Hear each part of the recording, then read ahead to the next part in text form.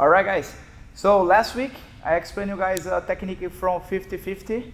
Okay, how to expose your partner's back using a deep de la riva hook, and then from there you switch to a crab ride situation. Okay, in no-gi, you're gonna explore a little bit the options that you have from the same position. You're gonna start 50-50. You're gonna finish with a backside heel hook attack. Okay, from the double 50. Okay, let's see how it goes. So the 50-50 position in no-gi, usually you end up here a lot in this situation, but very often the person managed to get on top, and you're gonna be here when the person is on top, I'm on bottom, and I have the 50-50. So first thing first, the lock of the 50-50 in no-gi has to be a little bit different. If I lock finger 4, it's very easy for him to start to holding my toes and start to make a transition to a toe hold, and then I can tap it from here. Okay, same thing in this double pull scenario. Let's say if he catches naive, he's gonna be locked like a finger 4, and now I can start to switch my attack to a toe hold, and the fact that his legs are stuck, it's gonna be very hard to hit spin out, and now I can break his foot here in this position. So the first adjustment that I do, I try to lock my legs a little bit more close to my ankle, like so. Okay, if you guys can see it, I try to have the lock a little bit more here. The other important detail, I need to have Achilles grip, nice and deep with my elbow, to have a very good control about his leg. I try to bring my thumb as close as possible to my chest, and I keep the position super tight here. The fact that we have a lack of grips, so as fast as you can, I'm going to start to make a transition with this hook behind his leg. Especially when my partner is good, he will stand up, and now if he start to posture up, my legs start to open, and now it's good for him to start to attack me. I have the 50-50 lock. When he stand up right away, I start to create this hook in the back, and I'm looking for it to start to control his far side leg. Okay, and I end up in this position. Look how I have a very good control about his leg still, and I have a control about both legs, where he cannot move out. If I don't have a control about this far side leg, simple back step he does in this direction, he beat me here. And now he has the guard pass. So I need to make sure the hook, avoid him going this way, and the grip in the ankle, avoid him going this way. I have 2 heads on his leg, one in front of the leg, one behind. Okay? So from here, because I still have a very good control about the Achilles grip, I'm going to start to swing my right leg around, kind of like a swing around, and kind of create pendulum motion. It's very important. You guys don't try to just throw your leg. I see people try to just throw the leg here, and then you're never going to be able to catch the opposite side hips. You need to create momentum here.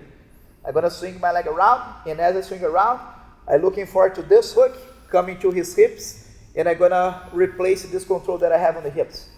So this leg is going to replace the control of this leg. I swing around, and I start to bend his knee. Look how this leg switch the control, like so. Now, if I maintain this grip, it's going to be easy for a catch to start to put his hips on the floor. He start to back step out, and then you're going to end up in this position. If he's building up again, you will still have 50-50, and you start from 0. Okay? In the moment that this leg go around, I create this pendulum motion. This leg go around, I bend his knee. Now I switch to double 50.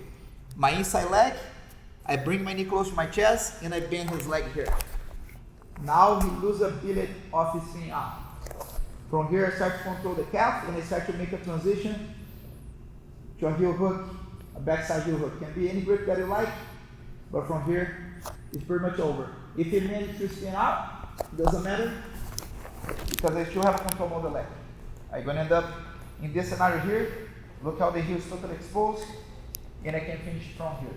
Okay, very difficult to him spin out, is spinning out. Let's say if this leg is not in place, he can start to turn his heel and start to hide the heel, and now the position start falls apart. Okay, very strong attack from the 50-50 to the backside 50-50. One more time. I have a 50-50 in place with Achilles grip, and my legs is locked like so. I don't lock finger 4, I lock more close to my ankle to don't expose the toe hold. In the moment he stand up to try to escape from the entanglement, right away I start swinging my leg around, I hook, and I get here. Right away, I create a nice pendulum motion. My leg go around. When I catch, I switch to the little kick. So that's the way how I control the position. So now I control somewhere close to the ankle to escape from the Achilles grip. I do a nice bind the heel, and now I have it. If it's spin out, just about following your training partner. Try to come up your shoulder, a little bridge motion, and you have a nice inside heel hook. Okay, one last time.